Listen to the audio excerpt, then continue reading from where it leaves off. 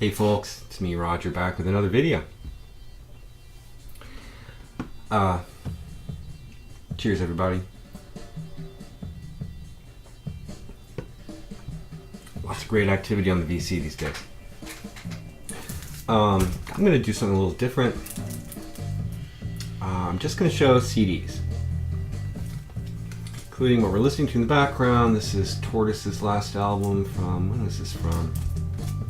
2009, Beacons of Ancestorship. Yeah, I showed the vinyl on Facebook, and I guess Dr. Deadwax, Mark, got a copy of it on vinyl.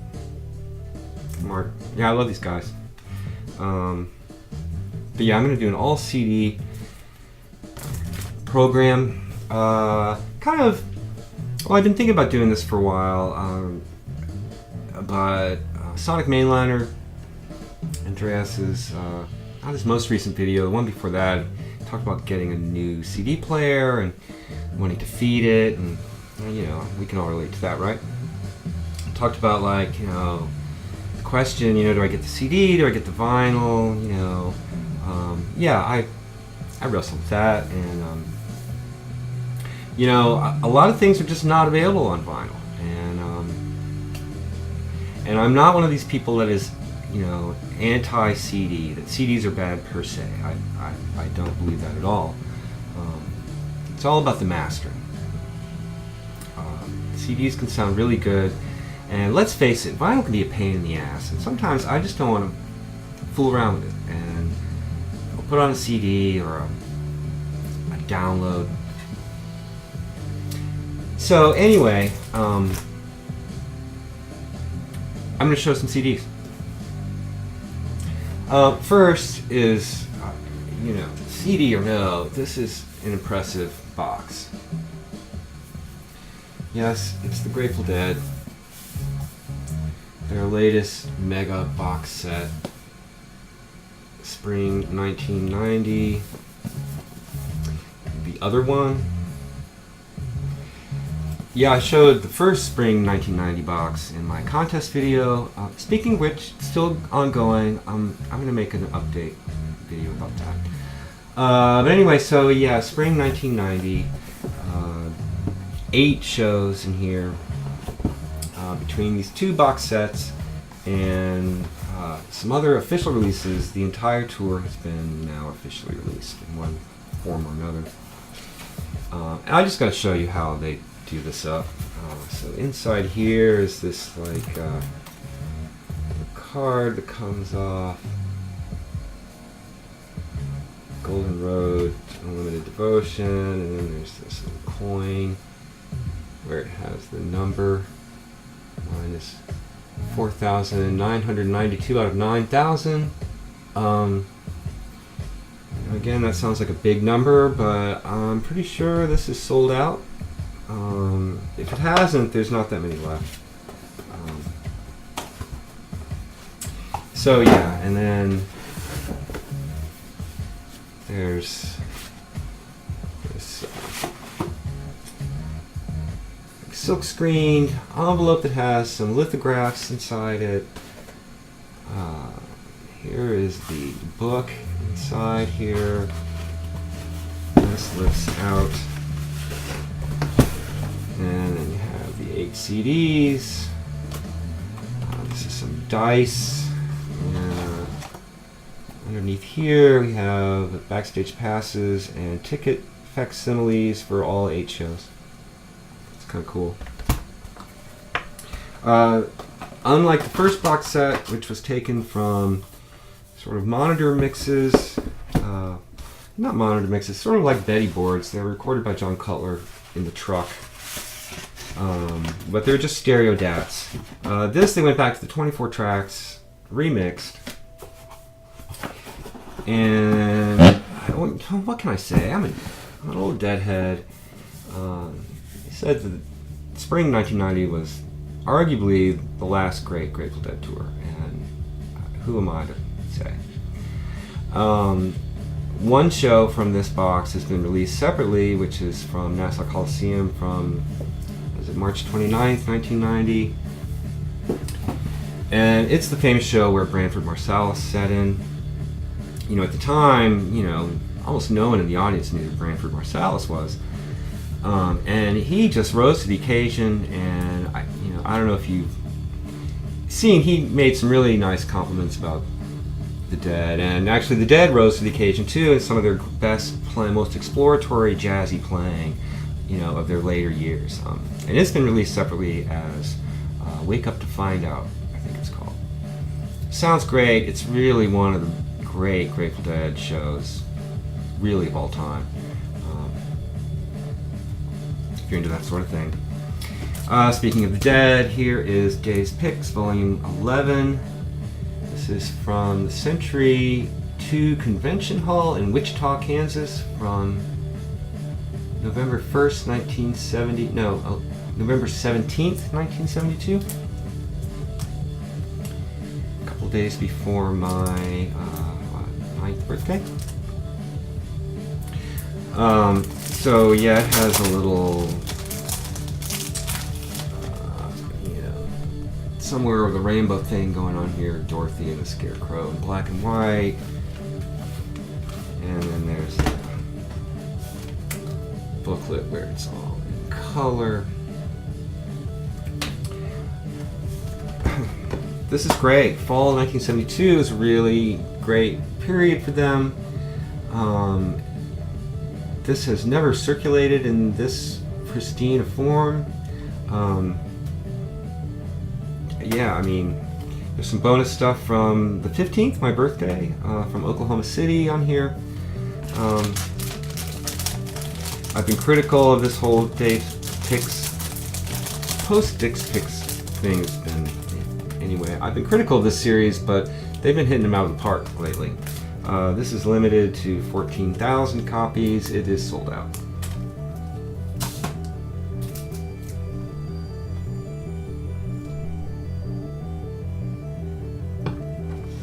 If you don't like the Dead, I get it. I get it.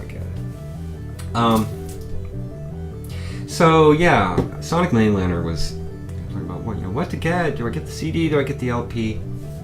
You know, at least these days, CDs are reasonably priced. I remember the days when the LP was cheap. The CD was $20 or whatever. For the most part, I'll buy the vinyl. If I really like something, I'll buy the vinyl and the CD. But when I saw this was released for John Coltrane's birthday, this is Offering live at Temple University, recorded November 11th, 1966. I saw the limited edition, heavy duty vinyl at the store, and I fondled it and I looked at it, but the $60 price tag really put me off. And so for a third of that, I went for the CD version of it. And partly the reason for that is because I'm familiar with the bootleg of this. This is a really crude recording, recorded by the Temple University student radio station with one mic by the edge of the stage, and all you can hear is the saxophone. You can sort of hear Alice and the rest of the band when he drops out, but it's rough going. I don't see what would be gained by having this on LP, except for it being a nice object.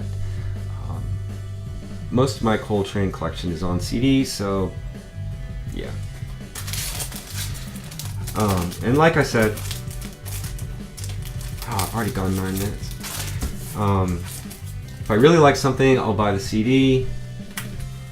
These little fake flake sleeves are really glary. So this is Paul Bearer's Foundations of Burden. Foundations of Burden on Profound Lore.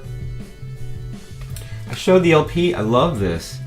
The LP didn't come with the download. It kind of bummed me out because, I like to listen to this kind of metal in the car, and I don't want to overplay the record. So, I went to their page and the download was $8, but the CD was $10. Well, what the fuck? I'm gonna give them $10 and get the CD so I can rip my own lossless version of this to play on the iPod or whatever, and have the CD. it's nowhere near as nice as the LP, but sorry.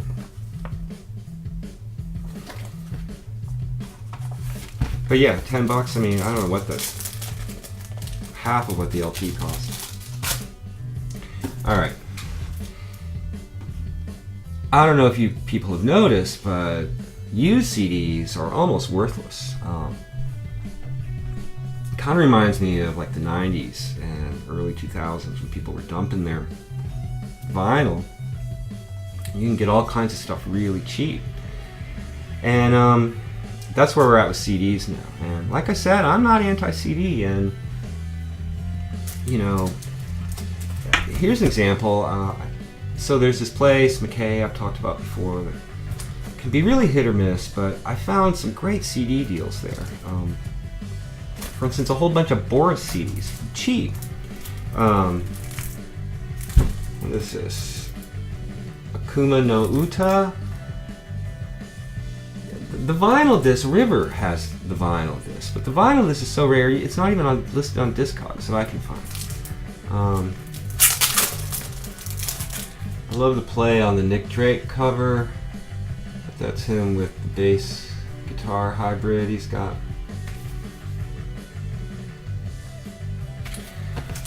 I'd shown their most recent LP that I got, and I was like, I'm curious about these guys. So when I saw these, dirt cheap, $2-3 a piece. Here's Pink. This is on Southern Lord. Again, the vinyl of this is pricey. So nice copy of the CD for a few bucks. What the hell? Here's a really cool one. I love this. This is a great record. This is Boris with Merzbow. Rock Dream. It's numbered. Number 299 out of 5,000. This is also in Southern Lord, and it has this die cut thing going on. Wow, this is great. Merzbow doing his noise thing, Boris doing their noise drone thing, but also that sort of classic rock happening too. Really, this is great. I'd like to have that on vinyl. I'd like to have all this on vinyl. I finally get what Boris is about. This is Smile, also on Southern Lord. A little bit of a tear there. It's not too bad.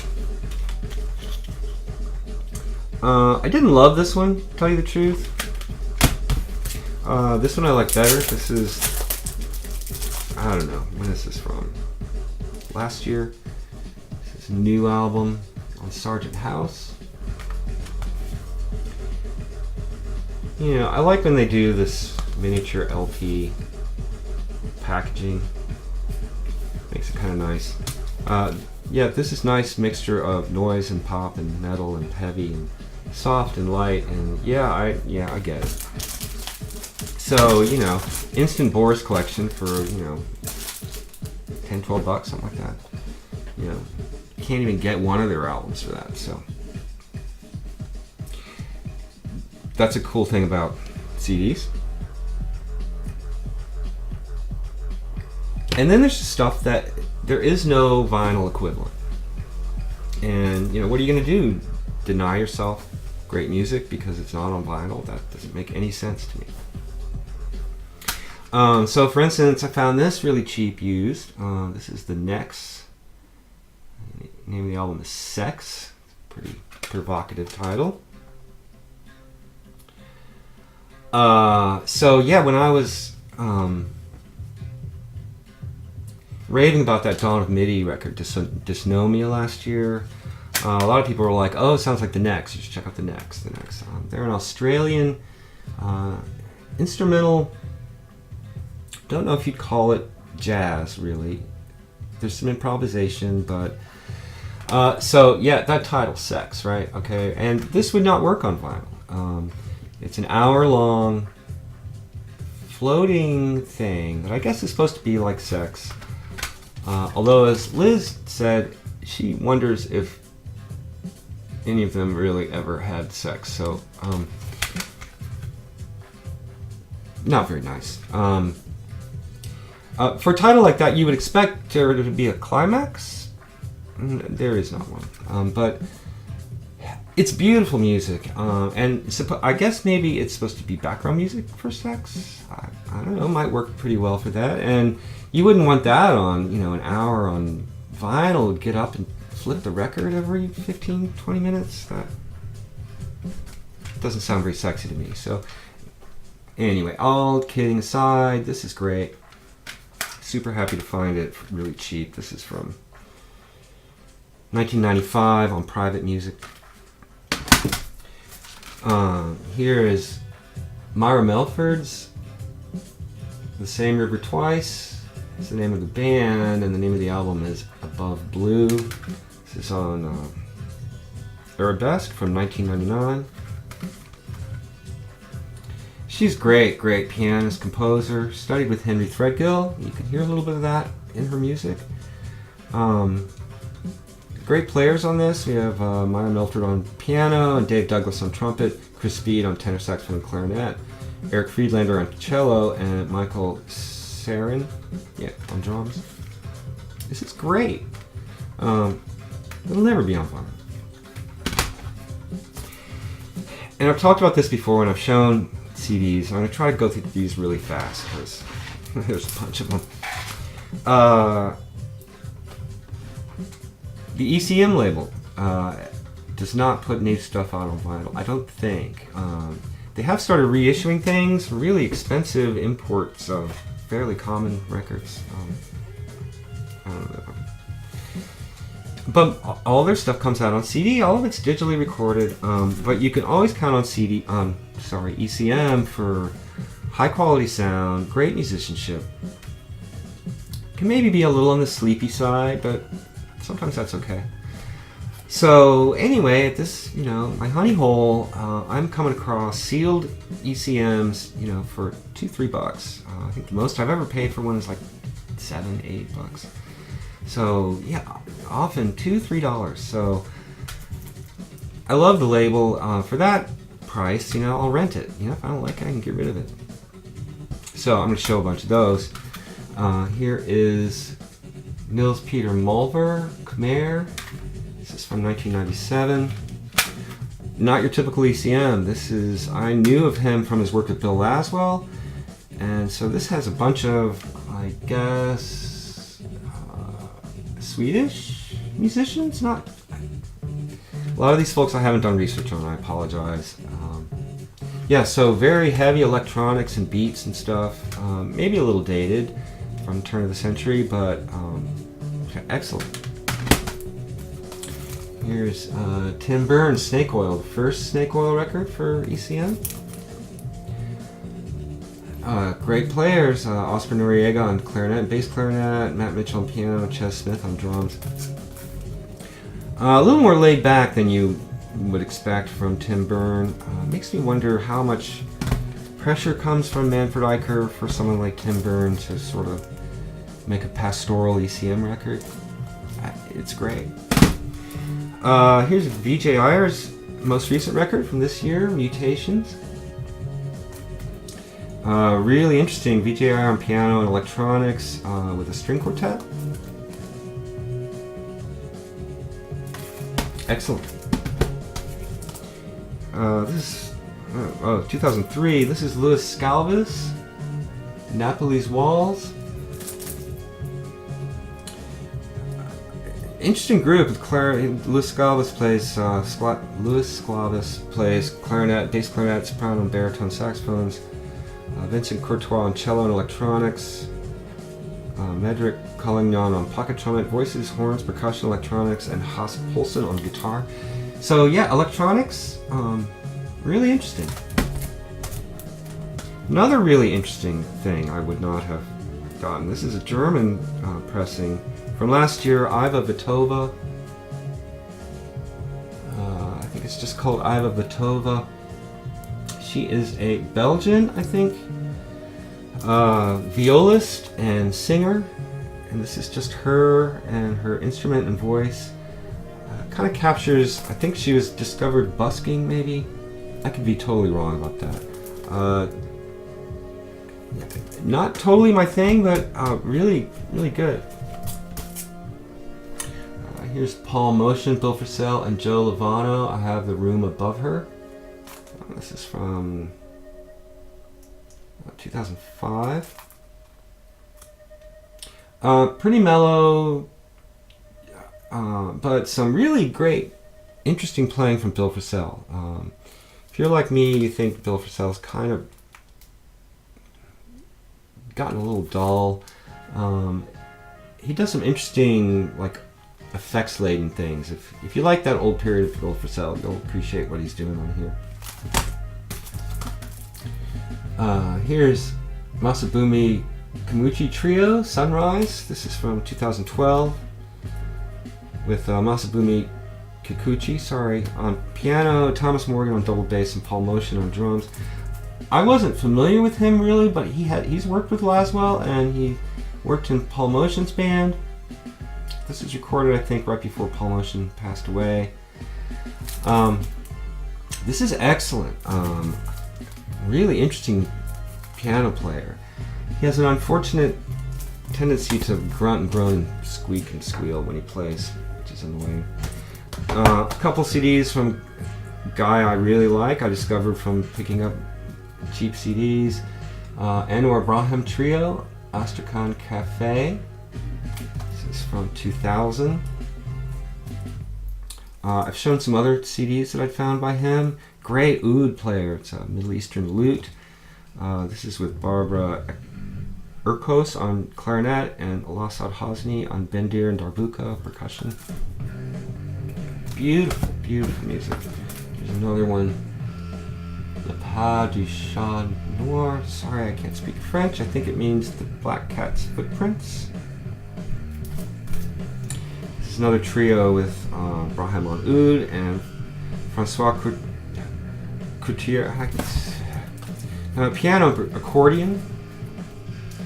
Pieces that were originated for piano, and then the lute were added later. Beautiful, beautiful music.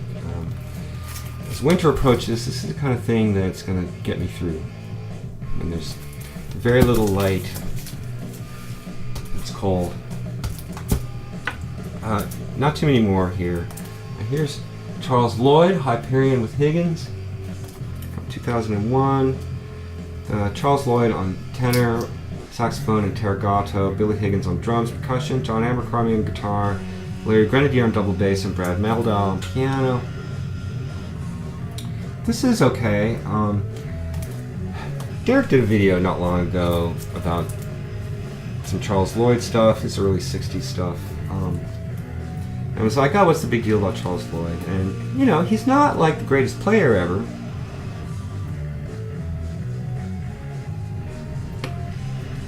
He's what Braxton would call a stylist, maybe even a popularizer, because those 60s records were really popular, and we see them all the time. This is nice, but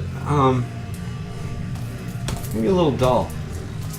This is way better, though. This is Mirror, Charles Lloyd Quartet, from 2010. It's Charles Lloyd with Jason Moran on piano, Reuben Rogers on double bass, and Eric Harland on drums. Eric Harland's a longtime collaborator with him. This is a beautiful, beautiful, low-key, chill record. I mean, it is... even Liz remarked that it just really sustains a really nice mood, that kind of like that kind of blue, very, very chill mood. Yeah, he may be a stylist, but that's a great record. This was a blind buy. It was sealed in like $3. German only. Julia Holzman Quartet in full view. This is from 2013. I'd never heard of her or any of these players. There's trumpet, double bass, and drums on here. Very enjoyable. Very mellow. Sort of down-tempo, mid-tempo, jazz, but so tasteful and so nicely recorded. You know, maybe a little wallpapery, but again, for a few bucks, some totally glorious sonics. I'm not going to complain. This one was a disappointment, and I guess I could have told myself, you know, to avoid it when I saw it, but Ralph Towner, I love his playing. This is Ralph Towner and Wolfgang Mullspiel and Slava Gregorian. Travel guide, so 3 guitars.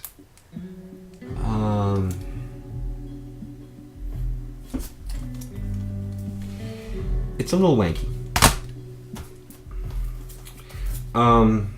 This happens to be classical music, but classical music is another thing that I actually prefer on CD to vinyl. This is Georgy Kurtag, the Kafka Fragment. I have not listened to this yet. I just got this the other day. My little honey hole. Julianne Bantz on soprano, Andras Keller on violin. So soprano and violin. It's going to be very modern, very interesting. I'm going to have to be in the right state of mind for this, but I couldn't pass it up. That's it. Wow, long video, but lots of stuff. You know, and honestly, I don't think that's all of it, because you know, I'm finding cheap CDs all the time. I hope you enjoyed that. I'll get back to some vinyl soon, because I got some things I picked up in the last couple weeks, and there's a record show next weekend here in Nashville, and you know I'm going to check that out. Thanks for watching, everybody. I'll see you soon.